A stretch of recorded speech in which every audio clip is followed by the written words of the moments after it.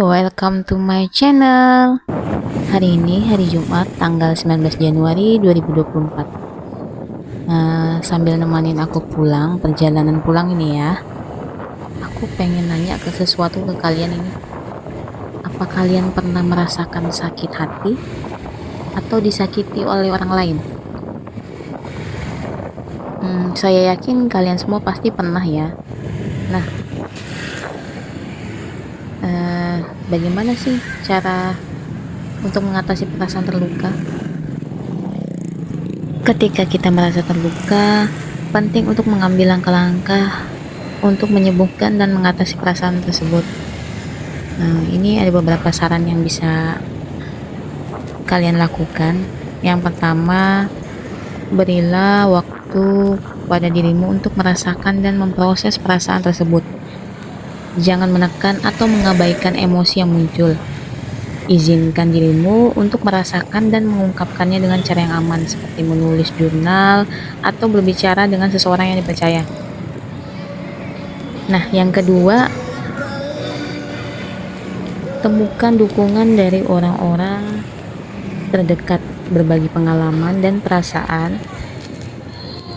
Kamu dengan teman atau keluarga dapat memberikan pemahaman dan dukungan yang sangat dibutuhkanmu. Jangan ragu untuk mencari bantuan profesional jika perlu. Yang ketiga, jaga kesehatan fisik dan emosional kamu.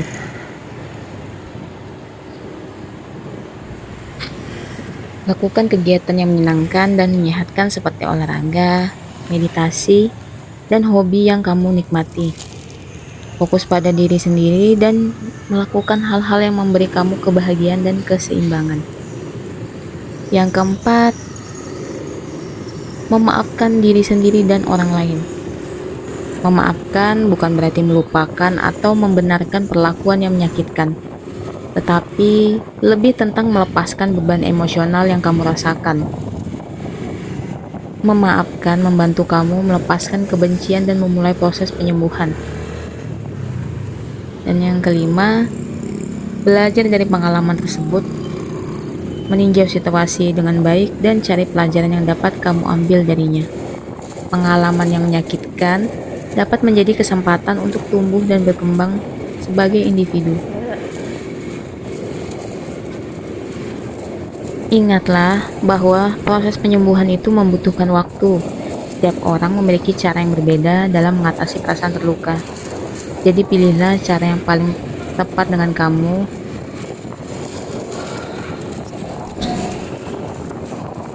Nah, bagaimana sih cara belajar dari pengalaman yang menyakitkan tanpa terjebak dalam rasa sakit? Ini merupakan tantangan yang nyata untuk kamu, tapi berikut ada beberapa langkah yang dapat kamu lakukan. Yang pertama, terimalah emosi yang muncul. Izinkan diri kamu merasakan dan mengungkapkan emosi yang muncul akibat pengalaman yang menyakitkan. Jangan menekan atau mengabaikan emosi tersebut. Biarkan diri kamu merasakan kesedihan, kemarahan, atau kekecewaan yang muncul. Ini adalah langkah penting dalam memulai proses penyembuhan. Yang kedua, tinjau pengalaman dengan objektif. Cobalah melihat pengalaman tersebut dari sudut pandang yang lebih objektif. Tanyakan pada diri kamu, apa yang dapat kamu pelajari dari situasi tersebut? Apakah ada pola atau tanda peringatan yang dapat kamu kenali di masa depan? Dengan memandang pengalaman tersebut sebagai pelajaran, kamu dapat mengubah perspektif kamu dan melihatnya sebagai kesempatan untuk tumbuh dan berkembang. Yang ketiga, jangan menyalahkan diri sendiri. Jangan menyalahkan diri sendiri atas pengalaman yang menyakitkan. Ingatlah bahwa tidak semua hal dalam hidup ini dapat kamu kendalikan. Fokus pada apa yang dapat kamu kontrol dan belajar untuk menerima bahwa beberapa hal di luar kendali kamu. Yang keempat, temukan makna dan tujuan baru.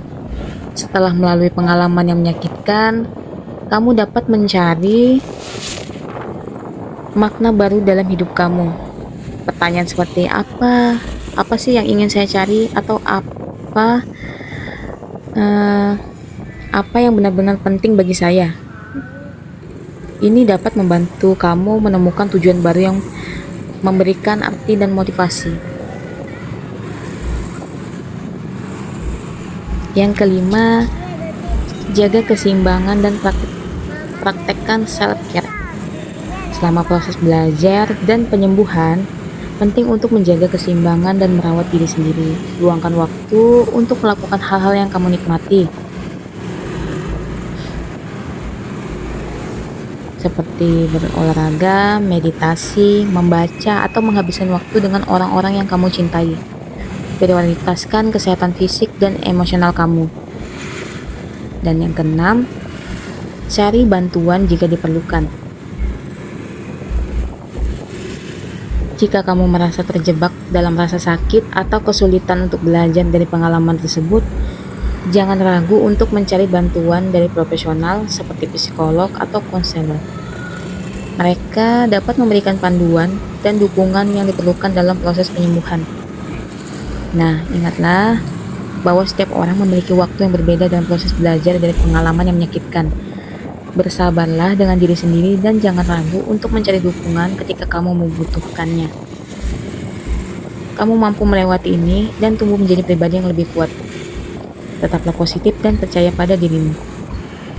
Apa yang harus saya lakukan jika saya merasa sulit menerima emosi yang muncul akibat pengalaman yang menyakitkan? Nah, sini ada beberapa langkah yang dapat membantu kamu. Yang pertama adalah memberi diri kamu izin untuk merasakannya. Sadari bahwa merasa sulit menerima emosi adalah hal yang wajar.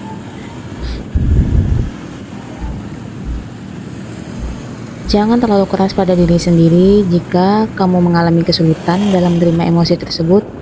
Ingatlah bahwa emosi adalah bagian alami dari manusia yang memiliki hak untuk dirasakan. Yang kedua, jangan menilai atau mengekang emosi. Hindari menilai atau mengekang emosi yang muncul. Biarkan emosi itu ada dan terima dengan penuh kesadaran.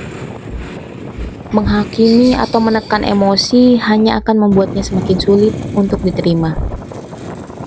Yang ketiga, jelajahi akar emosi. Cobalah untuk memahami akar dari emosi yang muncul. Tanyakan pada diri kamu, mengapa kamu merasa sulit menerima emosi tersebut? Apakah ada rasa takut, rasa bersalah, atau kepercayaan yang mendasari?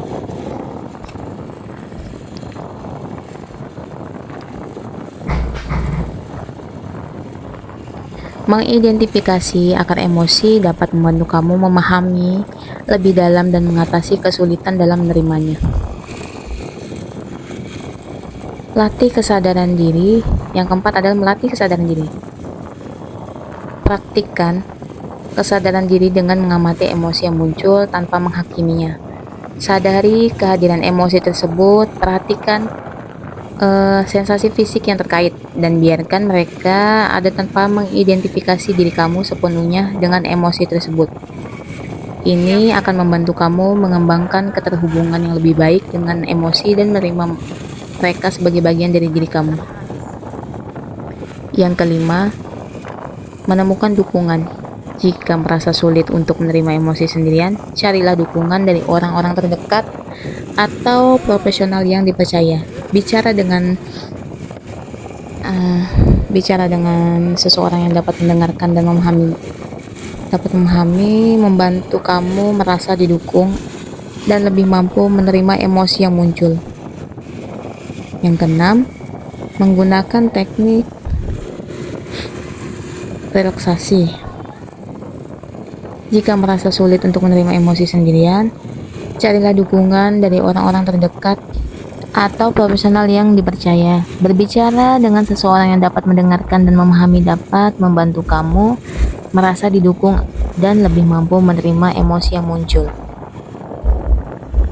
Yang keenam, menggunakan teknik relaksasi.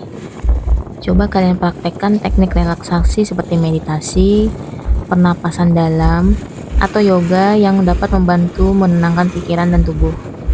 Ini dapat membantu kamu menciptakan ruang yang lebih baik untuk menerima emosi yang muncul. Ingatlah bahwa menerima emosi adalah proses yang berkelanjutan. Jangan terlalu keras pada diri kamu jika kamu mengalami kesulitan. Bersabarlah dengan dirimu dan terus berusaha untuk menerima emosi yang muncul. Karena itu adalah langkah penting dalam proses penyembuhan dan pertumbuhan pribadi. Kamu nggak sendirian dalam perjalanan ini. Saya juga pernah mengalaminya. Nah, untuk hari ini segini dulu. Sampai jumpa di video berikutnya. Terima kasih sudah menonton. Jangan lupa like dan subscribe. See you, bye-bye.